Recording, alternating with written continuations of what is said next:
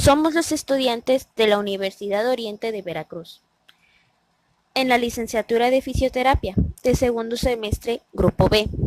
Vamos a presentarles el tema de sistema hematopoyético, de la materia de histología.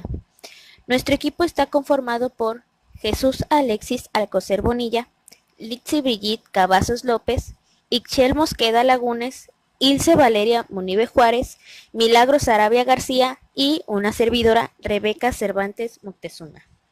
Empecemos. Los temas que se verán en esta exposición son los siguientes: generalidades del sistema hematopoyético, células del sistema linfático, linfocitos y macrófagos, células dendríticas, tejidos y órganos linfáticos, tejido linfático difuso, nódulos linfáticos, ganglios linfáticos, timo, vaso y médula ósea. Sistema hematopoyético. El sistema hematopoyético es un conjunto de órganos y tejidos que se encargan de la formación y destrucción de los distintos elementos formes de la sangre. Estos órganos y tejidos hematopoyéticos funcionarán en mayor o menor medida según la etapa vital del individuo. El sistema hematopoyético está conformado por el tejido hematopoyético y el sistema mononuclear fagocítico. El tejido hematopoyético es el encargado de crear nuevos elementos, formes sanguíneos, células sanguíneas y plaquetas, y el sistema mononuclear fagocítico se encarga de eliminar aquellos que ya no son útiles. El tejido hematopoyético es el encargado de la producción y maduración de los elementos formes de la sangre.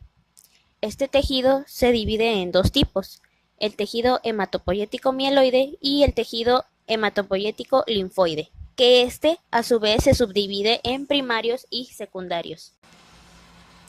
Aquí están los dos tipos de tejido hematopoyético y en dónde podemos encontrarlos. El tejido mieloide se va a encontrar en la médula ósea. El linfoide primario se va a encontrar en la médula ósea y el timo.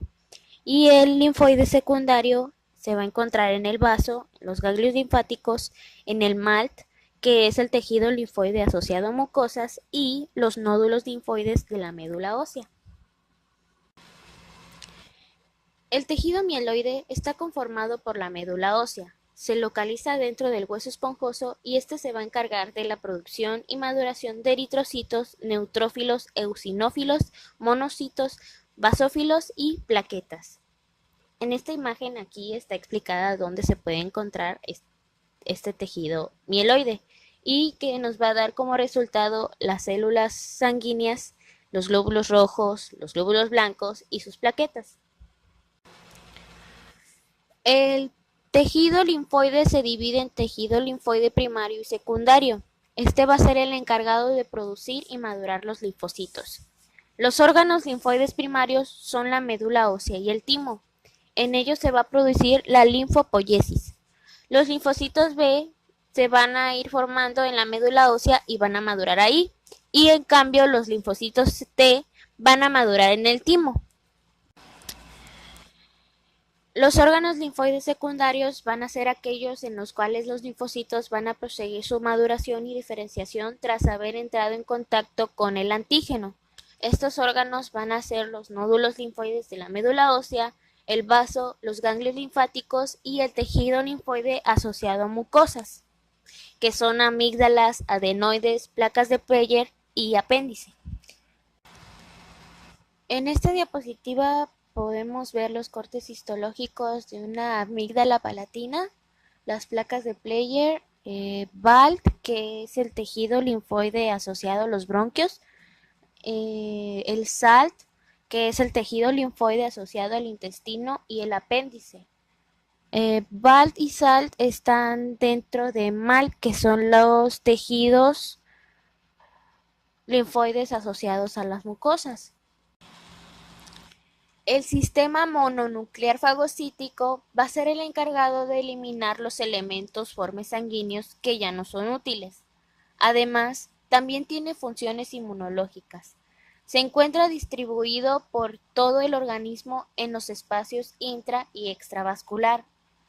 va a estar conformado por las células derivadas de los precursores monocíticos de la médula ósea, incluidos también los macrófagos de los tejidos que llevan nombre diferente dependiendo del tejido en el que se encuentren. En esta tabla están las células que conforman el sistema mononuclear fagocítico, que son los monoblastos, los promonocitos, los monocitos, los histiocitos, las células de Kupffer, las células de Langerhans, los osteoclastos, las células de microglia, los macrófagos alveolares del pulmón y los macrófagos de médula ósea, vaso, serosa pleural y serosa peritoneal. En esta diapositiva aquí hay imágenes que nos marcan las diferentes células que estarán en el sistema mononuclear fagocítico. Ahí tenemos un monoblasto, un promonocito, un monocito, un histiocito, la célula de Kupffer, las células de Langerhans. Las células del sistema linfático son de vital importancia en la defensa inmunológica del cuerpo. Cuando un microorganismo logra atravesar la barrera epitelial, comienza a proliferar rápidamente en el tejido conectivo delgado subyacente, y esta actividad dispara la respuesta inflamatoria y pone en combate a dos de las células presentes en el sistema linfático, los fagocitos y los linfocitos. En la tabla que tenemos del lado derecho, se pueden observar los dos tipos de células del sistema linfático. Como ya había dicho, tenemos los linfocitos y los fagocitos. En los linfocitos, aquí tenemos linfocitos B, T y NK. En los fagocitos se encuentran macrófagos, neutrófilos, basófilos, eosinófilos, entre otros. Los dos tipos de linfocitos son los linfocitos B y los linfocitos T.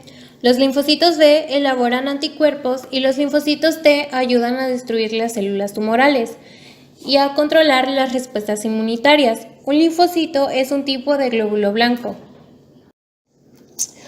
La célula dendrítica es un tipo especial de célula inmunitaria que se encuentra en los tejidos como la piel y estimula las respuestas inmunitarias al presentar en su superficie un antígeno ante las otras células del sistema inmunitario. Una célula dendrítica es un tipo de fagocito y un tipo de célula presentadora de antígeno.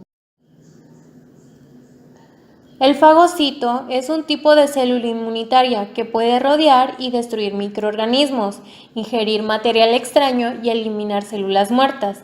También puede estimular la respuesta inmunitaria.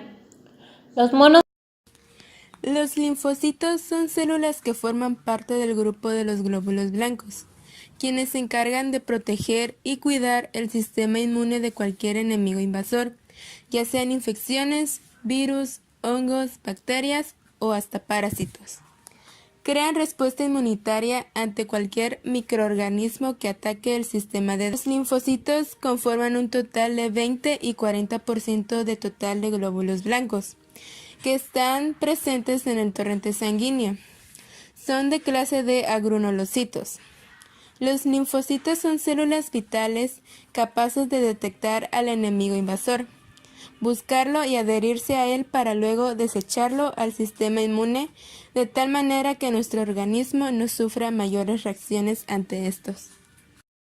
Existen dos grupos de linfocitos, los grandes y los pequeños. En los grandes tenemos lo que son las células NK, que son linfocitos más grandes y que actúan de forma más rápida. Como lo dice su nombre, natural killer o también llamado asesino natural, son encargados de destruir a células infectadas que dañen al sistema inmune. Las destruyen atacando directamente a las membranas plasmáticas e igualmente proveen protección frente a infecciones virales y ayudan a detectar y eliminar el desarrollo de cánceres.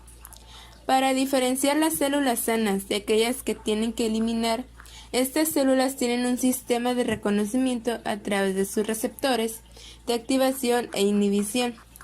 Como vemos en la imagen de la derecha, tenemos lo que son células sanas y células infectadas.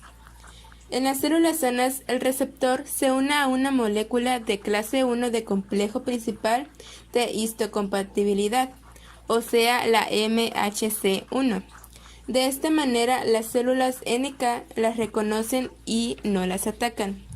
En las células infectadas, que es cuando el receptor no se une al MHC1 y agreden a las células para así poder destruirlas. Tenemos las células pequeñas, que son los linfocitos B y los linfocitos T. Los linfocitos B detectan a las sustancias invasoras o antígenos. Estas pertenecen al sistema inmune innato y forman parte de la primera línea de defensa. Cuando los linfocitos B se unen a la respuesta inmune, se producen las células plasmáticas. Estas células plasmáticas se dedican a lo que son fabricar los anticuerpos para así atacar a las células infectadas. Los linfocitos T se encargan de destruir todo aquel anticuerpo que esté trastocando el funcionamiento del sistema inmunitario. Son capaces de memorizar enemigos que ya han sido destruidos para que en un próximo ataque puedan ser eliminados antes. Estos linfocitos se producen principalmente en el timo. Las células T son capaces de activarse también con superantígenos, que son sustancias producidas por microorganismos. Los péptidos que emergen de los linfocitos T no solo se derivan de antígenos, también pueden venir del metabolismo celular, es decir, de moléculas propias y no de organismos extraños. Los linfocitos T cumplen una función reguladora mediante la producción de moléculas llamadas linfóquinas, que son la base de los fenómenos de cooperación celular de la respuesta inmune. Los linfocitos T se dividen en células T auxiliares, células T reguladoras y células T asesinas. Las células T auxiliares, o también llamadas CD4 o helper, detectan los péptidos presentados por moléculas MHC de clase 2 y a su vez activan otras células del sistema inmune mediante la secreción de citoquinas, que juegan un papel clave en la superficie de células del propio organismo. Cuando estas otras células se activan, producen proteínas que combaten los antígenos y que son llamados anticuerpos. Estos pueden dividirse y conseguir que en el cuerpo se produzca una respuesta inmune. Por otro lado, tenemos las células T reguladoras. Se encargan de desactivar la respuesta inmune del cuerpo, favoreciendo la tolerancia hacia otros antígenos. Suprimen la inmunidad al final de la reacción inmune. Han sido objeto de estudio durante muchas décadas y recientemente los científicos trabajan en demostrar su potencial para mejorar la tolerancia de trasplantes y en tratamientos contra enfermedades autoinmunes. Tenemos lo que son las células T asesinas o las células citotóxicas. Su función es buscar en el cuerpo las células infectadas. Su función es monitorear cada parte de nuestro cuerpo en busca de otras células que sean anormales. Las células citotóxicas o asesinas pueden destruir tumores o células mutadas, pero por desgracia pueden identificar como amenaza a un órgano trasplantado y poder atacarlo. Una vez que se encuentran con células sospechosas que pueden ser cancerosas o tumorales, proceden a inspeccionarlas y si se comprueba lo antes dicho, entonces las células T citotóxicas le inyecta una proteína venenosa llamada citotoxinas. Esas proteínas tienen la función de acabar con la existencia de esas células lo más pronto posible, para así evitar que infecten a otras células o que pueden formar algún tumor maligno de nuestro cuerpo. Ahora pasaremos a los